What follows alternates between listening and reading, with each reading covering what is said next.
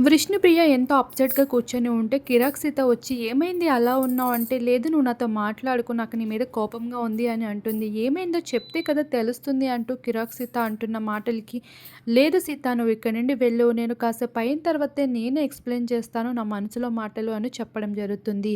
ఇక తను ఎలా ప్రొజెక్ట్ చేయాలి, సీత దగ్గర ఎలా చెప్పాలి మనసులో మాటలని నైనికని అడుగుతుంది. నేనైతే చాలా డిసప్పాయింట్ అయ్యాను సీత మాటలకి.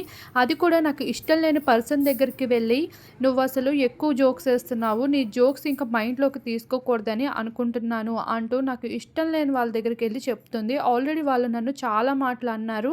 అలాంటి పర్సన్ దగ్గరికెళ్ళి కిరాక్ సీత కూర్చొని నా గురించి మాట్లాడడం నేను అస్సలు యాక్సెప్ట్ చేయలేకపోయాను. నాకు చాలా బాధ అనిపించింది.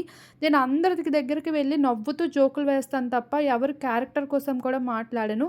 అలాంటి నా పైన అందరూ ఎందుకు ఇలా మాట్లాడుతున్నారు నైనిక అంటూ విష్ణుప్రియ అయితే చాలా ఎమోషనల్ అవుతుంది. అలానే నిఖిల్ కోసం కూడా చెప్తూ ఉంటుంది.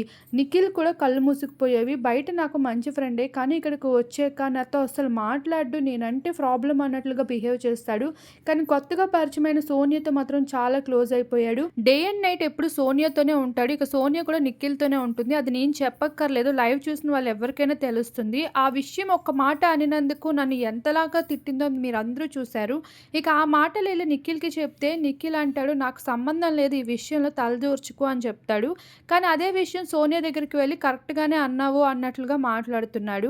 మరి సోనియా అంత క్లోజ్ అయినప్పుడు సోనియా దగ్గరికి వెళ్లి అది కరెక్ట్ కాదని చెప్పలేకపోయాడు గానీ, నాతో అంతగా పెద్దగా మాట్లాడడు గానీ, నా దగ్గరికి వచ్చి నాకు సంబంధం లేదు అన్నట్లుగా మాట్లాడాడు. అసలు నిఖిల్ ప్రవర్తన కూడా ఏమాత్రం బాగోడం లేదు అంటూ చాలా బాధపడుతూ అయితే విష్ణుప్రియ కనిపించేసింది. అయితే విష్ణు ఎలా చేసినప్పటికీ తన పైన బ్యాడ్‌గా అయితే మాట్లాడుతున్నారు. హౌస్‌మేట్స్ అందరికీ తన పైన ఒక బ్యాడ్ ఒపీనియన్ ఉందనే విషయంపై చాలా డిప్రెషన్‌గా ఉంటుంది హౌస్‌లో.